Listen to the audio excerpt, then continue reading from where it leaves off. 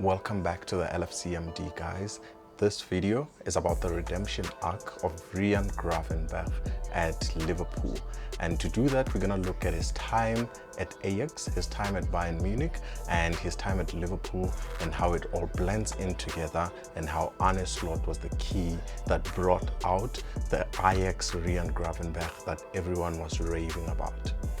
Now, Ryan Gravenberch was part of the Ajax team just before COVID and during COVID that was full of so-called future stars. He was managed at the time by super agent Mino Raiola, who also managed the likes of Paul Pogba and other top quality players, and he was quite of a big superstar himself. And Ryan Gravenberch was tipped to have a good European move in one of Europe's top clubs where he could continue to play and progress his career. He then got his move to Bayern Munich, where he didn't quite get into the team enough, and in times where he got into the team, he didn't put up very good performances to take the place of Joshua Kimmich and Goretzka in that team. So he got his move to Liverpool, but before that he was quite injury prone and couldn't sustain a time playing, so he couldn't get into his team. When he got his move to Liverpool with Jurgen Klopp in 2023, everybody was not as impressed because everybody thought at that time that Liverpool needed to strengthen with a defensive midfielder.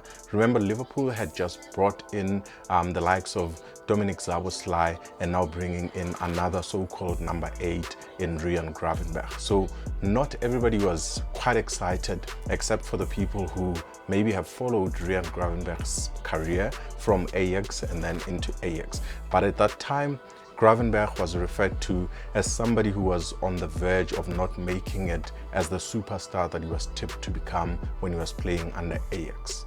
He had quite a few performances under Jurgen Klopp's Liverpool that were not as convincing. He played as a defensive midfielder in a few games, very few games. He also played as the number 8 in most of the games that Jurgen Klopp played him in.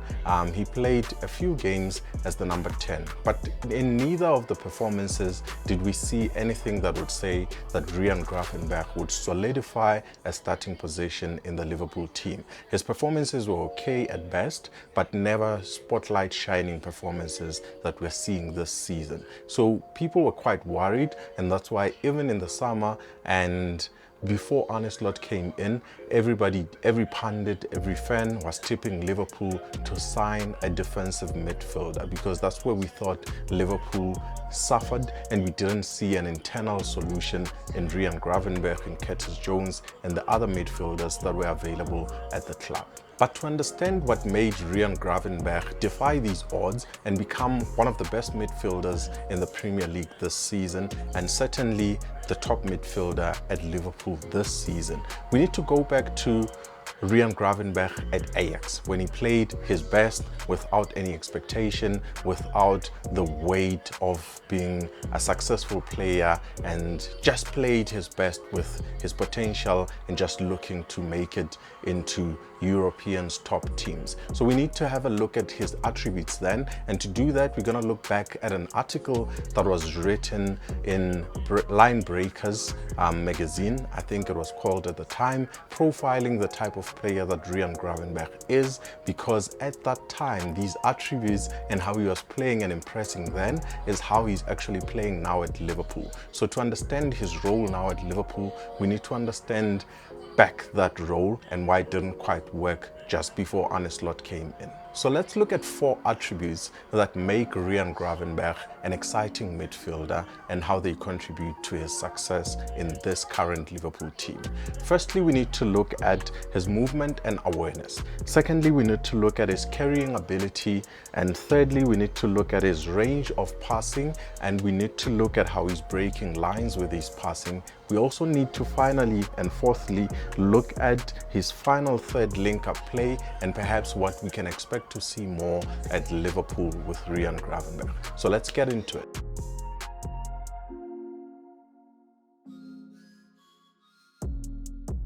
Ryan Gravenberch at that time, according to the article that was written, was Exciting because of his scanning and his awareness.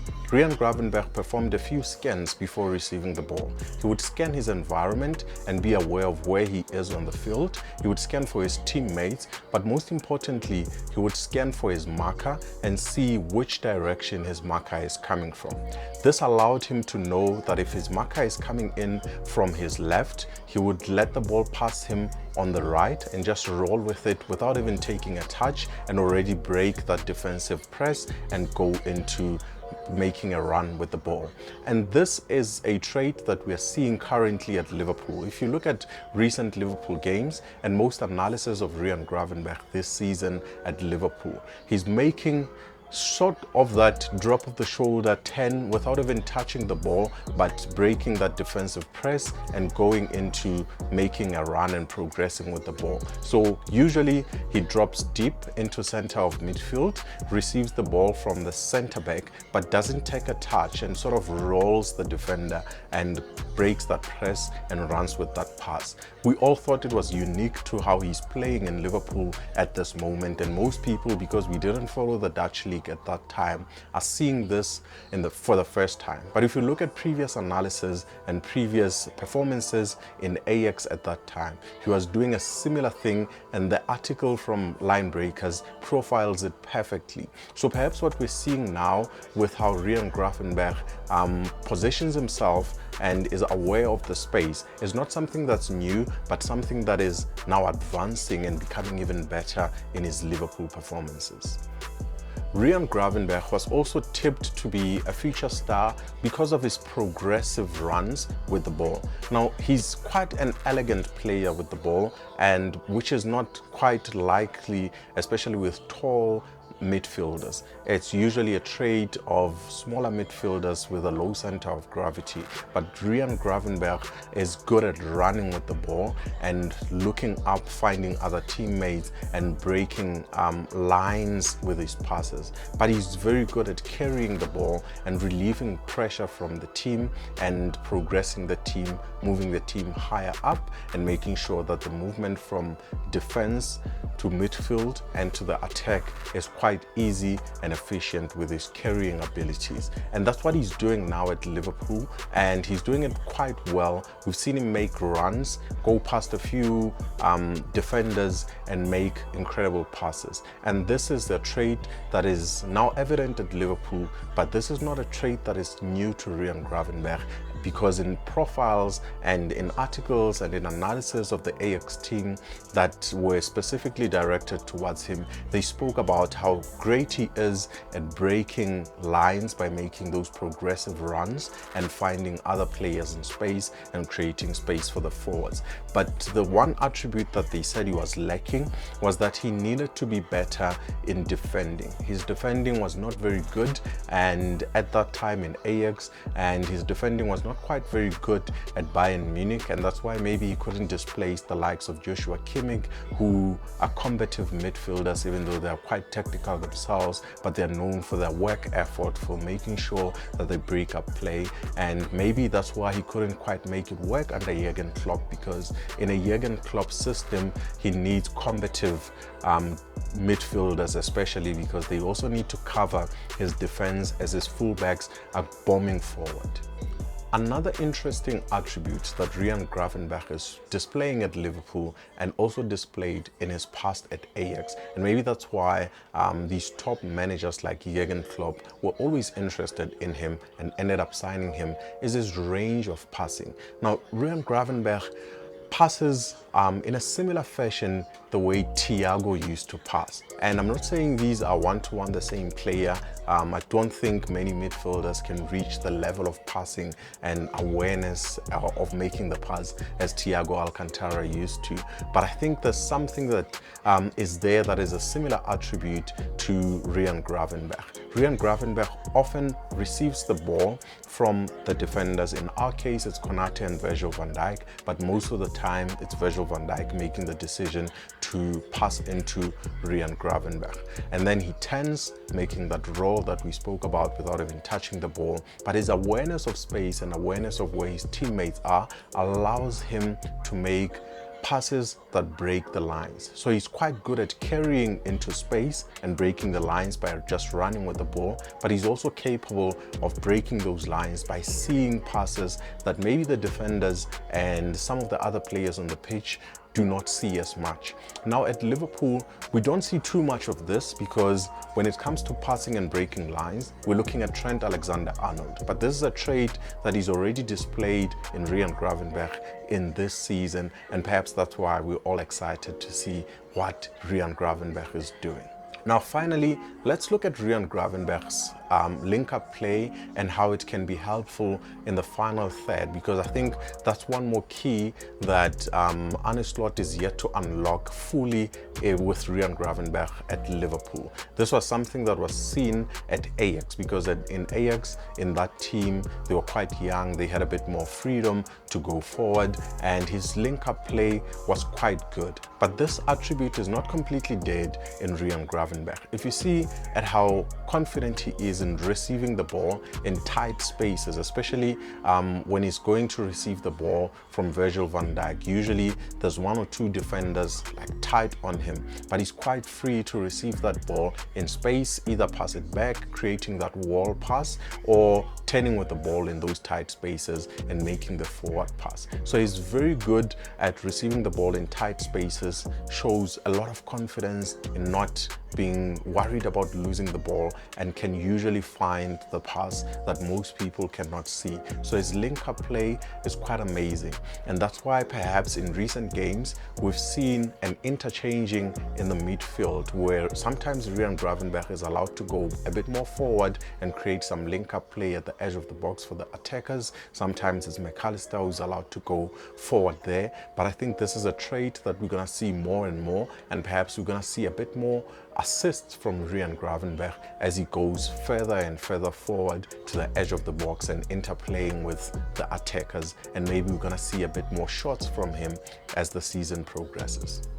Now, to have a complete overview of why it's working for Ryan Gravenberch under Arne Slot and why it didn't work under Jurgen Klopp, you need to look at the two systems and the priorities of the two managers. So Jurgen Klopp prioritized pressing, and in a pressing system, the job of the midfield is not necessarily very creative. And that's why if you look at the prime of Liverpool's team, you had three players in the midfield that were not super creative. They were technical if they needed to.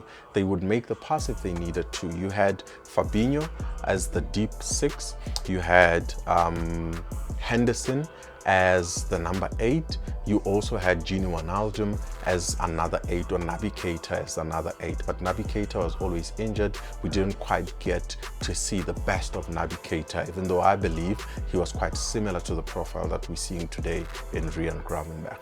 So you had those three, and out of all those three, you would say Gini Wijnaldum maybe was a bit of the one who was more willing to go forward, but you wouldn't say he was as technical as like the midfield play that we're seeing in perhaps under Thiago, Ryan Gravenberch, and other midfield players that are quite, basically he didn't play with an out-and-out number 10. He played with three midfielders that were all basically just trying to fight in the midfield, stay compact, make sure we are not passed easily in the midfield. But the midfield for Jurgen Klopp also had a great job of protecting the fullbacks, because Robertson would bomb forward with no fear. Trent Alexander-Arnold would bomb forward with no fear. Usually Henderson would support on the side of Trent Alexander-Arnold, or he would be managing Trent's game defensively. That's why you would hear Henderson barking orders all the time, speaking in the pitch and making sure that Trent is aware of where he needs to be, but also covering him wherever he needed to be. And he would also do the same with Gini Wijnaldum. But on the other side, you would see the left-sided defender, which is Virgil van Dijk, covering a lot of what Robertson was doing on the left defensively, and you would see Fabinho dropping in to almost become like another centre-back when we needed to defend. So the midfield under Jurgen Klopp didn't need necessarily to be very technical. Jurgen Klopp also wanted to win the ball quite high. This means that if the forwards win the ball quite high, it's unlikely that they're gonna go back to the midfield and try to recreate play from there. Usually we want the ball quite high and we wanted to attack outright. That's why under Jurgen Klopp, it was referred to as rock and roll football. We wanted to attack. Another term that another pundit used was blitzkrieg. Like we wanted to attack all the time. So we win the ball in the final third and we continue to attack. So in a successful Jurgen Klopp system, there's usually not quite much room for a player who's gonna receive the ball from the center backs and play a few passes and go around. Under Jurgen Klopp, we knew the pattern of play was quite simple. We want to win the ball back if we don't have the ball.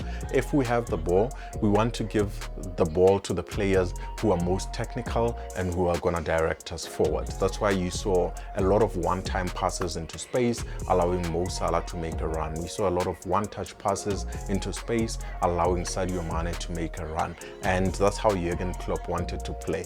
He wants you to win the ball back, and if you're not the one who's going to make the progressive pass, give the ball to somebody who's going to do it. There wasn't too much carrying from the midfield under Jurgen Klopp. There wasn't those expectations. Maybe had Jurgen Klopp transformed his team, as we saw towards the end of his tenure, he was tweaking a few things. They were not pressing as much. We saw Trent Alexander-Arnold moving into midfield. Maybe there would have been room for a Ryan Gravenberch under Jurgen Klopp. But that's a story that we're never gonna see. So systemically, Ryan Gravenberch was not necessarily needed under a Jurgen Klopp system. But this does not mean that the player themselves is a failure. And that's where Arne Slot comes in. Now, Arne Slot comes in and he's obsessed with the midfield. He's obsessed with what's happening in the midfield, and he has a specific way that he wants his players to conduct the ball in the midfield. Firstly, Arne Slot is not trying to lose the ball in the first place. I remember in another interview, I think it was between Trent and Gary Neville, Trent described the system under Jurgen Klopp as though sometimes it's better when we lose the ball in the final third because we win it so quickly and the defense is not set, so we can easily form an attack very quickly. It was almost as though we enjoyed losing the ball so we can create that counter press and be quickly on attack.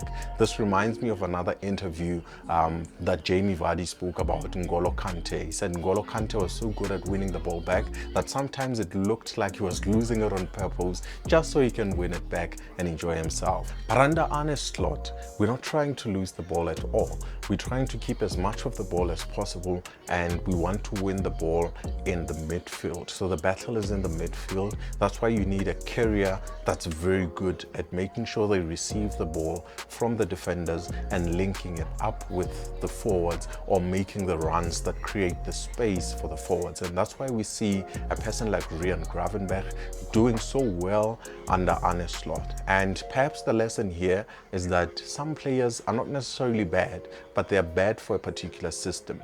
And Ryan Gravenberch was clearly not good for a Jurgen Klopp system that just needed warriors and fighters in the midfield to create those wins in the midfield, to make sure that the likes of Mo Salah and the likes of Trent and the likes of Sadio Mane, the likes of Diaz, the likes of Bobby Firmino were the ones carrying the ball and creating those integrated plays that created the goals. So this has been a deep dive into Ryan Gravenberch's season so far with Liverpool and how he's managed to redeem himself, and long may it continue.